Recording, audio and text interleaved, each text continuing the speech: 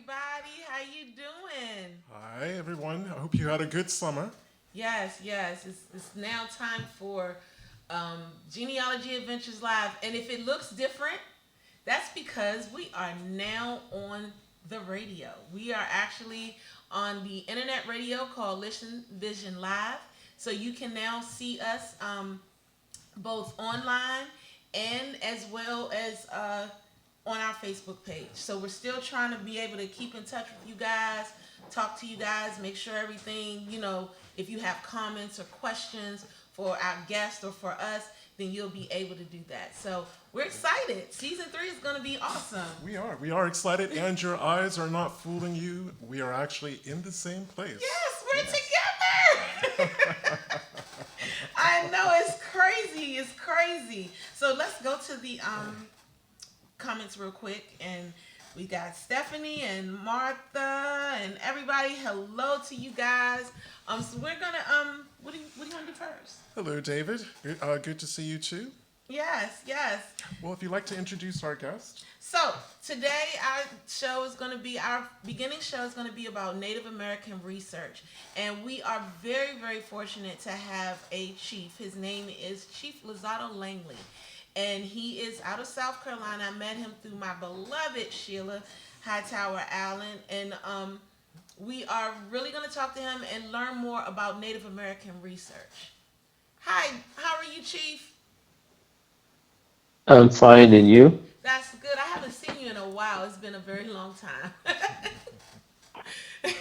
No, I've been deployed in Afghanistan, so I'm a defense contractor. Oh, So I spend most of my time working over there. okay, okay.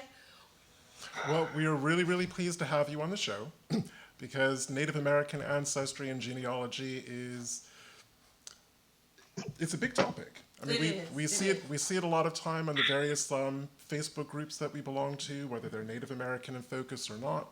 And I think people just have a lot of questions about it. I know that I have a lot of questions for you in terms of developing tips and tricks and researching my own Native American ancestry. Okay. So, I think we want to jump right into it. So you and I met through Sheila, and Yes. that was both of our hearts in one way or another. And Yes. so one of the things that I would always talk to you about is how I can find out. Like I think I talked to you about when I first started to realize that my senior line were um, were Native American. That's what I was told, but I didn't know how to go about finding it.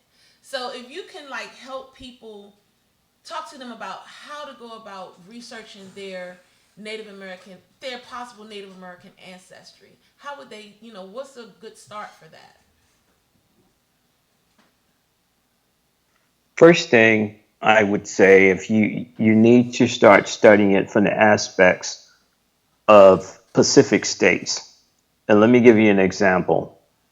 South Carolina has the best preserved records on slavery, and especially Native American slavery, than any other colony. Okay. If you are of the Negro or African American or Black or colored stock, if you are searching Native ancestry, you need to look within the heart of slavery. And in the heart of slavery is where those strong connections are tied after Columbus.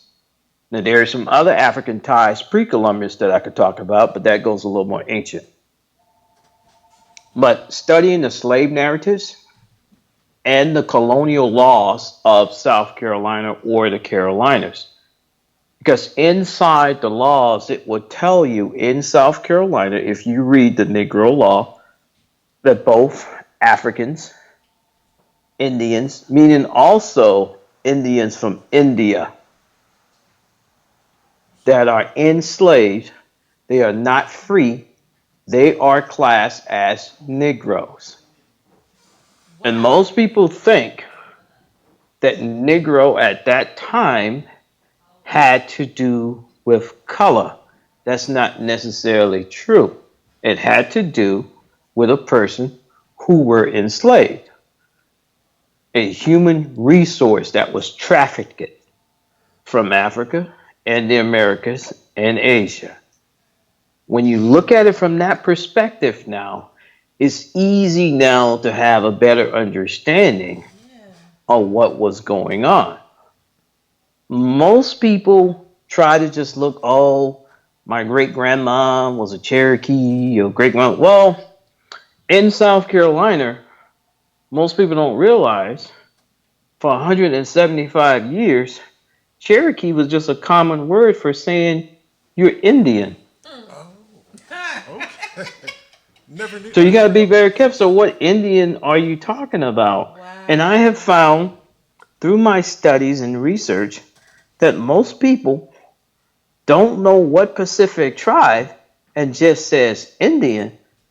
Now we got to have something to think about because in the records, when you study the British East India and the British West India Company coming out of South Africa and crossing the Indian Ocean, because in South Africa, in Cape Town, you have the Indian Ocean on one side, the Atlantic Ocean on the other side. It's only a 2 week boat ride. Many of those folks are not being trafficked up in the West Africa and Ghana coming across. So when you study from that perspective, and in South Carolina, then you found 66,000 East India slaves came into the colonies. Now, why I'm telling you this, because when you look at the census and trying to find Indian ancestry, and it says Indian, and you're in South Carolina, North Carolina, and Georgia, you really need to think now, because that ancestor might be an East Asian that they call them that time, a Negro Asiatic that they call them at that time, or South Asian. I just want to clear this up So much before sense. I get into the Native American factor, because now when we deal with the Native American factor, we got to realize in the colonial North and Southeast, there were 2,000 ethnic groups of people. 2,000. That 2,000 got to be developed into 5 civilized tribes. Okay, if there are 5 civilized tribes, 1,995,000 other people are not civilized. So what happened to these people? They just didn't die off because of smallpox and diseases and war. There are millions and millions of people. But we have to look at, see, I examine history sometimes. Most time, I examine it from the writer. I need to know what is his conscience and what is he thinking. Because when the writers wrote about Indian and African people in those days, they were very biased, prejudiced, and racist in the writings. So a trafficker would come up to a village and say, hey, there are only 200 people here, not realizing what time they came into the country. The people might have migrated to higher grounds or to the farming grounds, depending on if it was winter or summer. So if you found 200 people here, they recorded, oh, it was only 200 of this nation. We had a little scrimmage and we wiped them all out. Really? I never believed God just created 200 numbers of a certain race of people. Wow. Wow. So I don't follow that. Because if you go 5 or 10 miles down the road later on, you find these people again. So it's more than 200. Exactly. Right. Go ahead. I'm just Now with black people with black African American colored and Negro people again, we have to understand something here now, and this is where a lot of people miss the boat. There's no 1619 for South Carolina and Georgia and North Carolina I can because of the Spanish. The Spanish came into South Carolina. The Spanish was there 250 years before the British. So what happened to those villages and those Native American people? So if you take from that time frame, if your ancestors were still here and they're native, if they converted to any religion, if it's Spanish, it's Catholicism, your ancestors now in the 1700s have Spanish names. That's where Minute, Alonzo keeps coming from. And yeah. they You See, know all this in the Spanish? Yeah, yeah, yeah. Well, Chief, we're almost 15 minutes into the show. You have officially blown my mind. Now I understand why so many of us from Edgefield are getting those trace amounts of Southeast Asian and yeah, East Asian because yeah, honestly, we couldn't work well, out why that was. yeah, yeah. well, It since makes you sense. said that, and I'm from the Edgefield area as well, I can give you a few more others. See, there's two Edgefields, I'm going to have to buckle up for this. and see, What? most people don't realize that. In my research, I have found Mongolians named Bubba Smith or John Roberts. Why? Because these particular Mongolians who were slaves fought in the Revolutionary and the Civil War. So when you go in the War Department documents, it tells you this particular individual came from Mongolia. But in South Carolina classed all Asians as black and colored on the census. That So if makes you don't so know where much your sense. ancestor come from, now you really, somebody walking around with what appear to be Chinese eyes, you call them China man or China lady. These people got Asian ancestry. That's why the lady made Because, the comment that she made on the 50 Cent thing. That is exactly why exactly. she said that. Wow. Exactly. Now, when you go in South Carolina colonial records and go read the diaries of certain plantations families, you will find now, because most people think when I come up to the census and I try to find my people enslaved, all I find is a number. Well, that's just for tax purposes. I can honestly tell you, they didn't send people on a chopping block, I'm sorry, on a slave auction block saying slave number one, slave number two, slave number three. They had These people names. had They names. had names. And when you look at the slave registration will tell you because they're selling people for product now, will tell you the genetic makeup of that particular ancestor. So, Chief, I wanted there was something that I should have done at the very beginning, and that was tell them who you are. Like, who are you chief of? You know, what is the name of the tribe that you've come from? Because we didn't introduce that part. True. And a little bit about how you even got onto this journey. I'm I'm from an ethnic group of Native Americans called Uchis. And it's also spelled Uchean. A lot of people think that we are Creeks. We're not, because we speak a different language. Okay.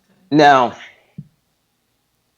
when I was given this task, because I did not want it, my grandmother placed it in my hand.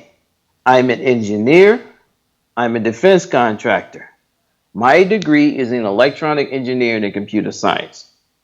I have traveled over 87 foreign countries in the 53 years I've been living. I enjoy the travel. I love it. I did not want the responsibility of this. My grandmother said, no, you will do it. And your father, meaning my grandfather, because my grandparents raised me when I was 3 days old, we will be watching and guarding you from the other side. And the reason you are chosen, because you have the courage. You have the know how. You will deal with this. I also had a great, which would be my grandmother's great grand aunt, and Aunt Laura lived to be 114 years old. So when I was growing up, she was 100. But when I got off the school bus between the ages of 7, 8, and 9, and 10, I had to go to Aunt Laura's house. She was right across the road from me. So I wasn't allowed to have dump trucks and all that stuff around Aunt Laura's house. No, we're going to sit down and talk. And when Aunt Laura would mentor to me a lecture to me. It was an insult to her if I wrote anything down. She said, no, you're going to listen to me. You're going to put it in your head here, and no one's going to take it away from you. At the time, my Aunt Laura remembered, because this was in the 70s, my Aunt Laura remembered her mother telling her when Sherman came through, and Aunt Laura was a little girl around 2 or 3. So I got all that history from her, all of it. And what I did when I began, when I got older, started looking into the things that was told to me. So you got to remember now, in slavery time, they kept knowledge away. Certain people could only read and write. They created laws during Jim Crow years. Right. You can't be an attorney, so you're not going to find out what's going on with the law. You can't be a police officer, so you're not going to find out. So a lot of the history that deals with Negro, Black, Colored, and African American people comes from oral histories. Now, the key to that is that those oral histories is backed up by some facts. When I started digging into the archives, that's when I realized the Indians in the area that were enslaved, they classed as Negro people. So then I took time out, and you guys can do it too. If you go to the Harvard Institute and look up the social construct Negro, it will tell you a person that is nearly 1/16 African according to law. So So go ahead. I'm going to kind of roll back and just get really basic with my first question. So, as I said, you kind of blew my mind talking about how basically everyone who wasn't European was classed as Negro. So, if we're trying to do the research through the records, trying to figure out if our older generation of ancestors were actually African or came from Southeast Asia, East Asia, going up into Mongolia, how would you suggest people actually start digging into those distinctions? Go into the plantation records for one. Read the inventory of the Pacific slave master. And in his slaves' bill of sale is where the origin of these people came from. Because many a times back then, they wasn't using the word African to describe where your people came from. If your people was Angola, they would say Angolan. Right. If your people came from South Africa, they would say a bushman or bushwoman. Wow. Okay, because we've seen. If your people came from Ethiopia, you will find that. But I'm going to tell you something that's very significant. And I was working with one thing about Sheila. Sheila would push me. Yes, she would. And I'm like, Sheila, it's 11 o'clock at night. Langley, I need this information. So we came across something that says Adamine. And this was a lady that was on one of the farms in Georgia, and her people came from Adamine. And that's what they called her, because when she ran away, they said, this particular negress. See, that's something else you got to look for now. I've seen that. When they are tracing women, is negress, not Negro. So this particular negress came from Adamine, which means she came from the Adamine Islands. And the Adamine Islands now is that isolated island that's off from India, where you see these very dark people with African-looking features with very straight hair. That particular slave came from there. Now, I'm not going to sound vulgar, but this is a very teaching moment, and I want you to listen to this very carefully. There is a tribe in Africa right now. In St. Simon's Island, Sheila and I and my buddy Harry Hillary, who was a Gullah that passed away, brought me a mystery to solve. There was a slave woman that was sold 2 times. Her name was Pussy. Growing up as a child, we think that's vulgar and something else. There's the Pussy people in Kenya today. What? So it's not vulgar. That's what I'm trying to tell you guys. What? So really, it's about going back over records that you may have looked at 1,000 times and actually seeing them. with fresh Exactly. pair You of can't eyes. go back and see that word was twisted. Yeah. That's where she came from. So now, to back it up even further, I went to Egypt over a year ago and met a woman traveling. On her passport, her first name was Vanessa, her last name was Pussy. I said, whoa. She said, what's wrong? I said, in my country. She said, see, that's a history you guys don't know. Wow. So, That I mean, word in Kenya, that particular tribe, those people are royalty. So look was what the they took. name So look what the pronounced the same Westerns way? turned and did with the word, and look how we look at it. Right. Was the name Finding that, pronounced you the go same ahead. way though? I mean, was it pronounced the same way or was it pronounced differently? They pronounce it the same way, but they don't put the emphasis on it like they do here in America. Okay. Okay. So I've got a quick question for you as well. Go ahead. So you were talking about how you learned your family history in a very oral tradition.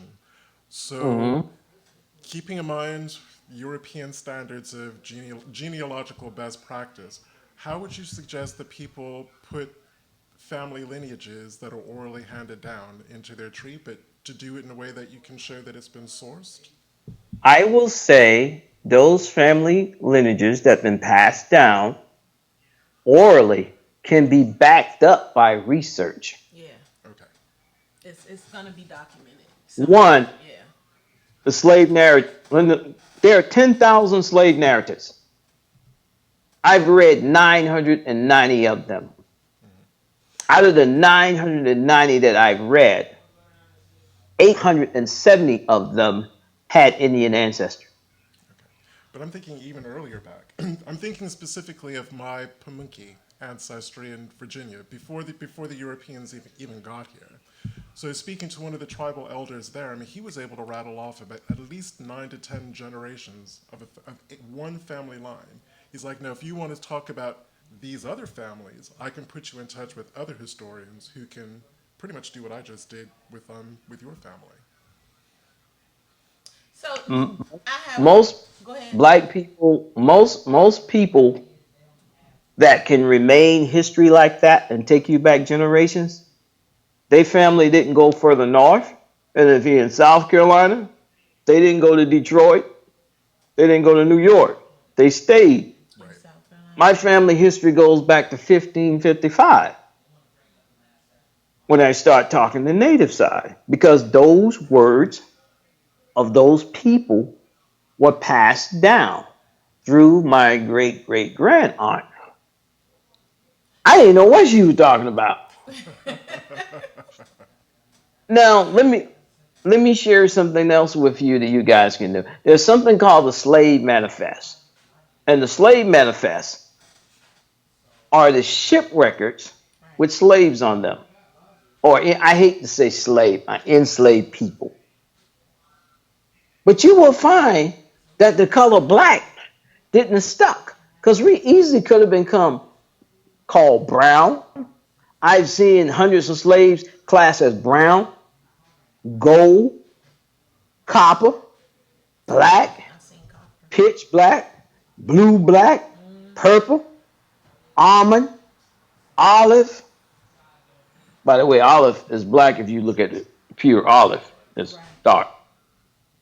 So you find these things in the slave manifest.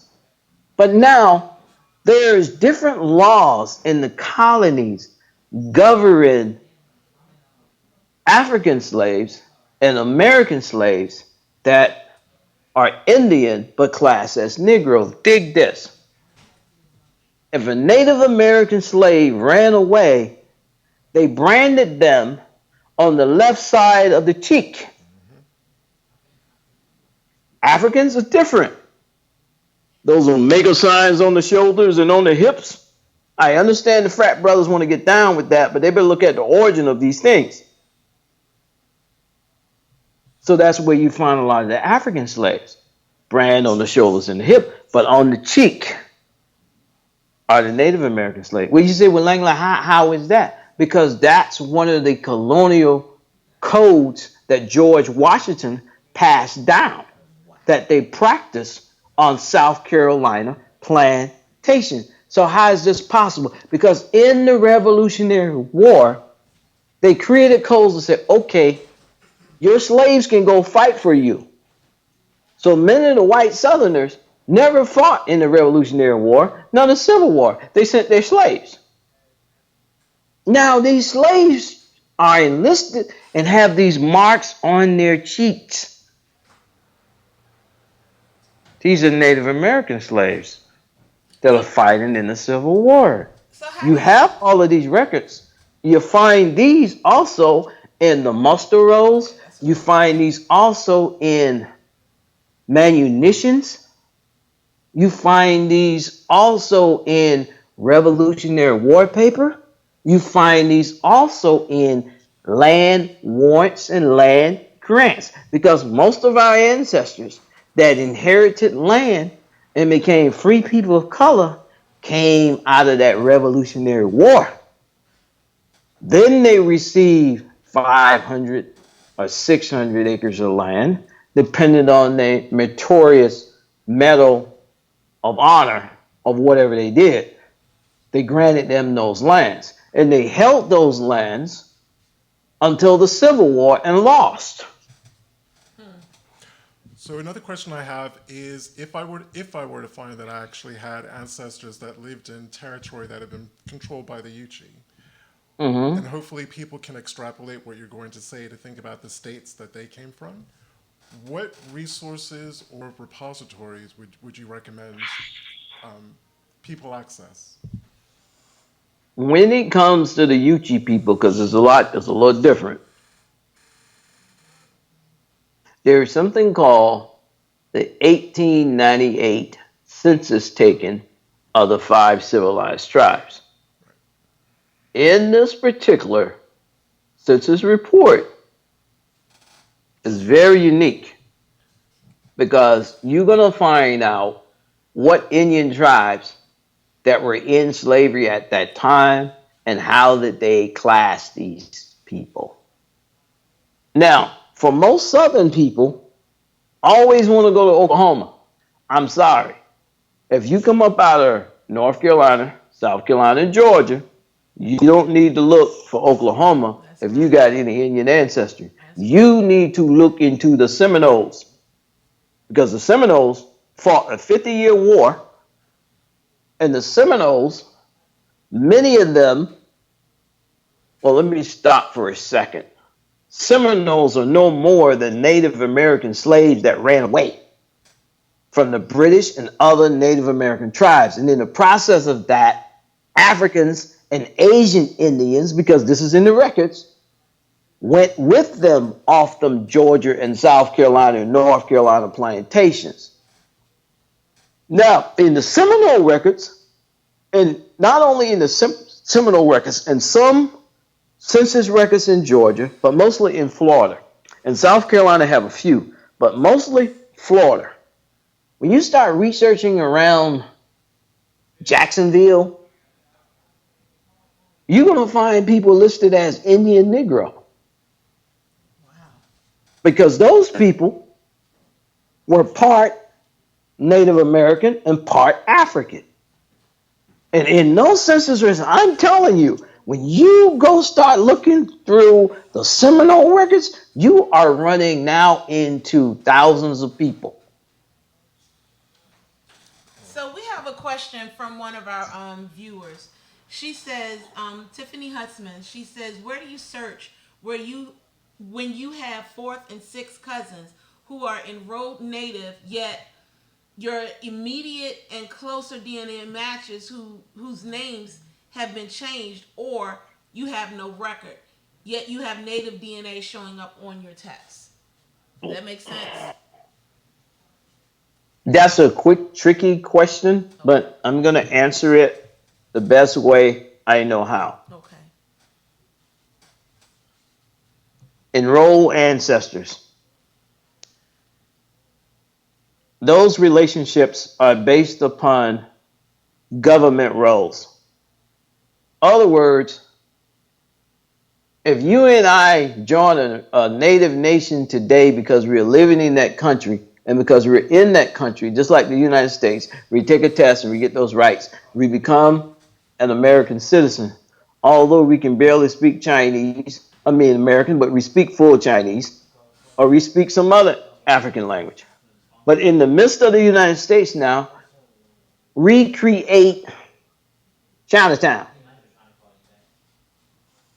Okay?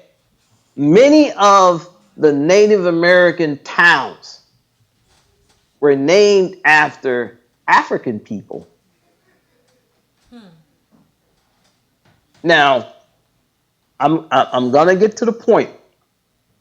Those relationships, and they talking enrolled members, that's a social relationship. That has nothing to do with a necessity. See, you have Indians, then you had something called Indian countrymen. And Indian countrymen were Europeans or Africans that ran into Indian country, learned Indian languages, dressed like Indians, and became Indians of those nations. But they're not ethnically. Okay. So their DNA is going to stand with what it is, unless, and most of those at that time were men who were Indian traders and took on or cohabitated because laws prevented them from legally marrying Indian women, but they cohabitated with them.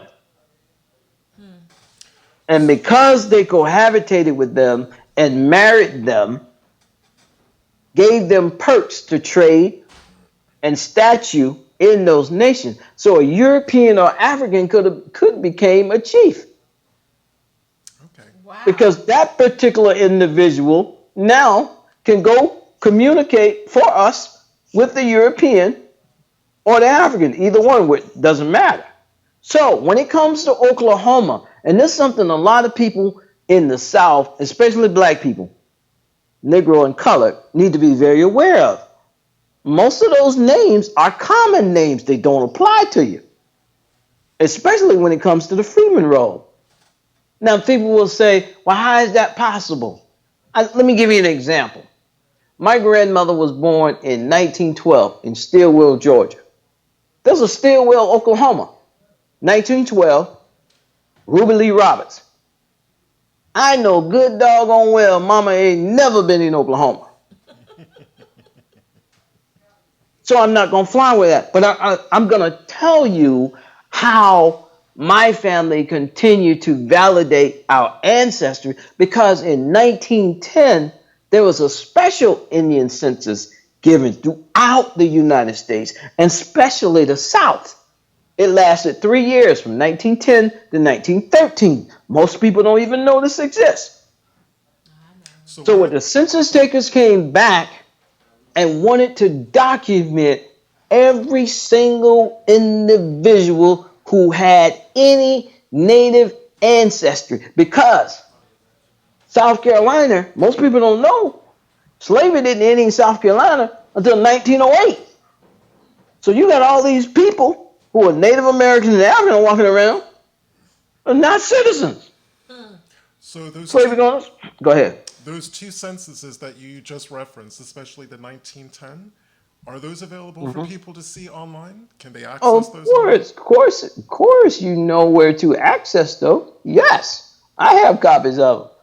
The Special Indian Census of 1910 to 1913. Google it and watch what comes up. Wow. So are some of these, because that was another question up here. Are a lot of these, where can any of these records be found on Ancestry? Because a lot of people have that. Ancestry has this whole conglomerate running. I know. See, what you have to understand, I research history from an investigative perspective. Right. I study genealogists from a forensics perspective. Right. I don't know if Ancestry going to give you that information because Ancestry may be following some federal guidelines. And the federal guidelines is the only people in America who are Indian have to be federally recognized by these guidelines. And these are the roles, government roles, the Dawes, the Millers, various other roles that you need to comply by. So then how would they find some of these records, that you're talking about? Because now black people needs to take the Negro approach that I call to researching ancestry.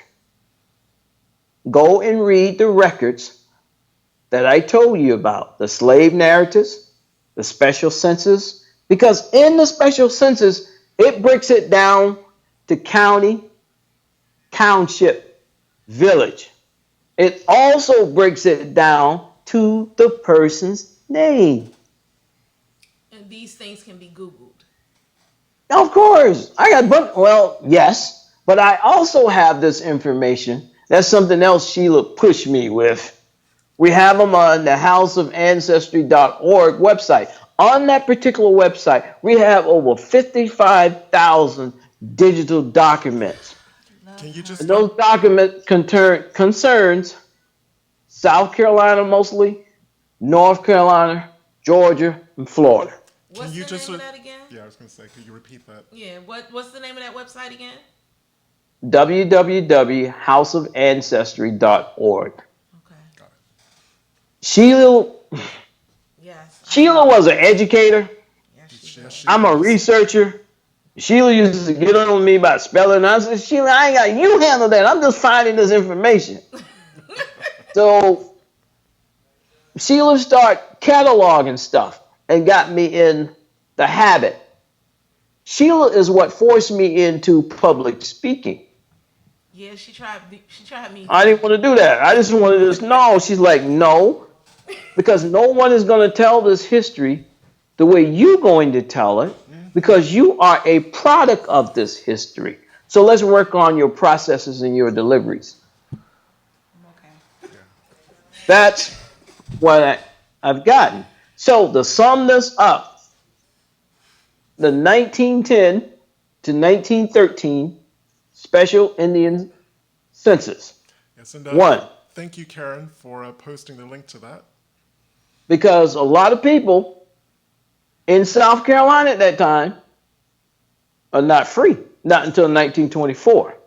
But let me tell you something that's very, very significant. Most people, another thing is going to pop up. My ancestors now, in 1920, are listed now as Mexicans. So we go from Indian to Mexican, mulatto. Now, my Yuchin oldest ancestor that we know of,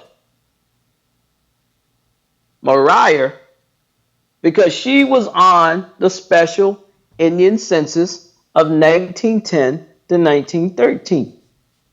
But when they go now and list her, because you got to pay very close attention to this, her color is listed as black.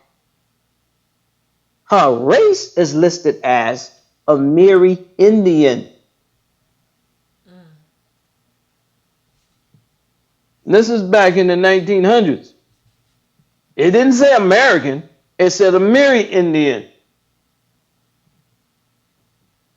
Now, what most of us do, we really don't pay attention to words that when we see them, we just assume. So I would recommend anybody who have ancestors living at that time, because my great-great-great-grandmother, Mariah, lived to be 100.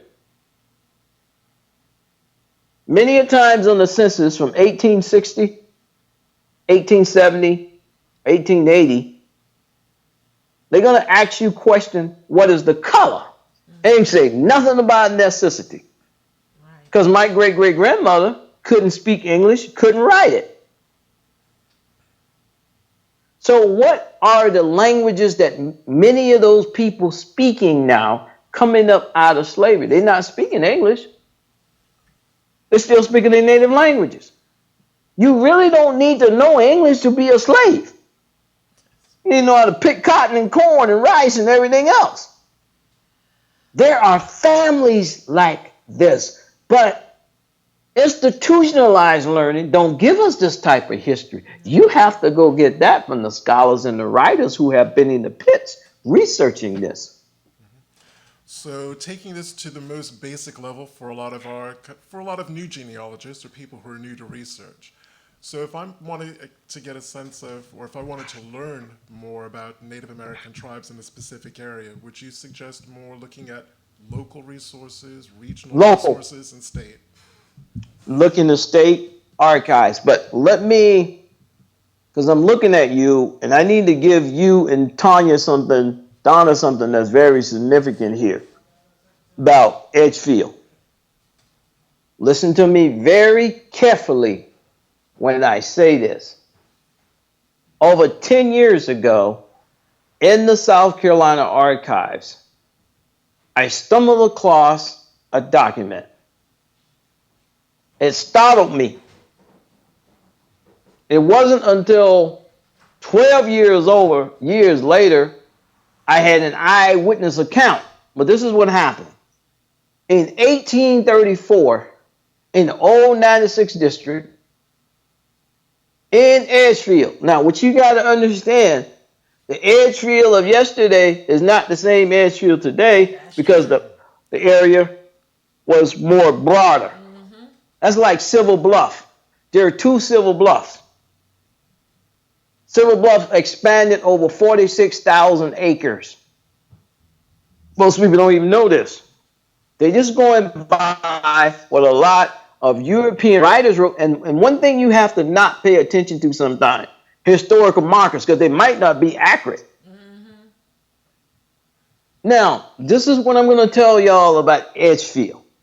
It's very significant. Listen carefully. In that document, it says there were 700 Egyptians and Indians in this community. Egyptians? When we tax them, yes, listen to me carefully now. When we tax them and they become citizens, they will be known as coloreds, free coloreds, or free blacks. Or something they call mezizos, M-E-Z-I-T-O. Now, listen to me carefully. I went to Egypt a year ago. Well, prior to that, stop. Let me give you another little factor. My great-grandmother's first cousin, daughter, which will make him my third cousin, son took a DNA test. Now, his father is half European. We understand that. But his DNA came back, and he took a test with Ancestry. 40% Egyptian, 20% Native American. Wow. So we're like, whoa. So I talked to my uncles. So you know what? It's time to dispatch the Yuchi. So I went to Egypt. Listen to me when I tell you this, because there's 2 times the ancient Egyptians came into America. So I went to Cairo, but where I needed to go was Luxor and Aswan. As I'm coming through immigrations, the Egyptians in Cairo asked me for an Egyptian passport. I'm not Egyptian. Somebody in your family came from here, because there are people in Luxor and Aswan look just like you. I'm like, no. I ain't trying, no. So I'm saying no, and these guys are getting frustrated because they're serious now, and they have me pulled aside in immigration. So I gotta pull out all my government ID now because it's gotten serious. Because they don't call security. I'm not. The guy said, okay. He said, young man, there were two. There was an older one. There was a younger one. The young one says, bro, you need to go to asthma. I'm thinking, bro is a word we only use in America. That's a common word over there for young brother in Egypt. I'm like, man, we grew up using that word. I'm listening to everything now. So the next day, I book a flight, and I don't fly for 2 days down south because it's 800 miles. So I fly into Luxor. The minute I get off the plane, some spiritual, supernatural, metaphysical stuff start happening. My chest rise up. Whoa, what's going on? I catch a cab, go to the hotel. I go in the hotel. I'm walking to the desk. Everybody's looking at me. I'm like, I don't know what's going on. So I got some toilet tissue or something on my shoe or something. Somebody said kick me in the back or something. And the guy went at the front desk, said, hey, check in. He said, I need you to see the manager. The manager comes out. My back is turned. He grabs me on the shoulder. The chills come before I turn around. When I turn around, I see the same guy who could pass for my great-grandfather's brother. They look so much alike. Wow. And he said to me, where are you from in America? Are you from the Carolina, South Carolina? I'm like, whoa, me and him didn't have this conversation. He said, we had people that was taken from here in the mid 1700s and sent to the Carolinas to grow cotton. Wow. That's an awesome story. That's an awesome story. Chick, you have like just really done so much, and I wish we could continue our talk. Maybe we'll have you back on the show again. You know, we're gonna have you back on, not a maybe. We're gonna have you back on the show for certain. And but we're like 5 minutes out. I just Okay. want to thank you so much for being our first show and just giving us Okay. this history and talking to us the way that you have. It's just been awesome because there's still more questions. There's just a lot more I questions. I have the House of Ancestry Facebook groups. I'm on vacation for 60 days, so I'm gonna be home until October. And I Okay. do a few online lectures myself. But if they join the House of Ancestry Grassroots Genealogical Society on Facebook, they can connect with me. We have genealogical conference calls every Thursday night between 8 and 9. And I put that information out. And I go into details and I discuss all of these things. So But if I'm you going to could let just you guys know this is very important. You come out of Edgefield, you are looking at Nubians and Native Americans and some Scottish and German yes, you are. Oh, yes. in that particular Trust me, we have area. been I'm there. telling you now, because I've already been to Egypt. I confirmed that. I have that information, but I have a lot more other information on the settlements of the Scots and the Germans and the Africans, Native Americans, because in that lower Savannah River district, they had little separated villages because they were taxing people differently, and whatever your ethnicity was is how you was being taxed. Yep. Right. That's how a lot of these mixed race communities come about. So what I would like for you to do is send me the link of the House of Ancestry so that later on we can repost it onto our, because this is also streaming on Facebook as well as the Okay. internet radio station.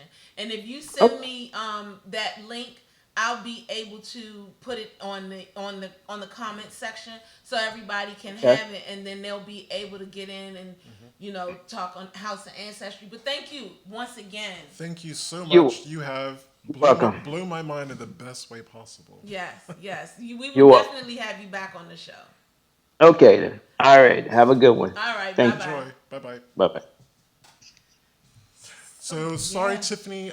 You did ask a question about rejected application forms, and I can tell you from my own conversations with the Pamunkey elders, that once those applications were rejected at the federal level, that kind of killed everything. But you can still use those as excellent resources for genealogy, especially as they provide multi-generations worth of information. Yeah, and Stephanie, you're absolutely right. This was an awesome show. Like he just kind of set us down and just talked, and I loved it. I don't know about you, Brian, but I loved it, and I'm really happy we're here. So am I. I hope you guys like our new setup.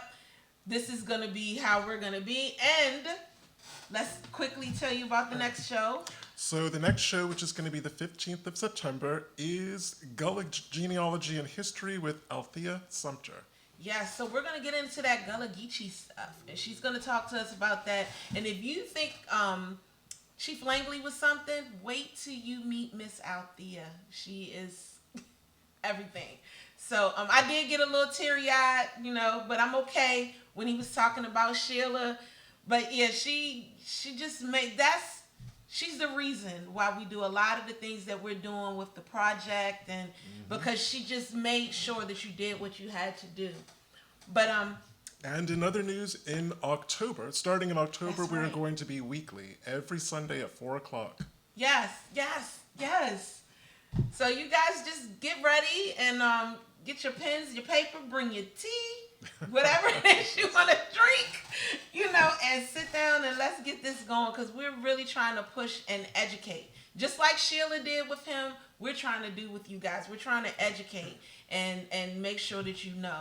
So I'm Danya. I'm Brian, and thank you so much for sharing not only just your Sunday, but your holiday weekend with us. Enjoy the rest of it. And, Yes. we will see you on the 15th. All right. Goodbye.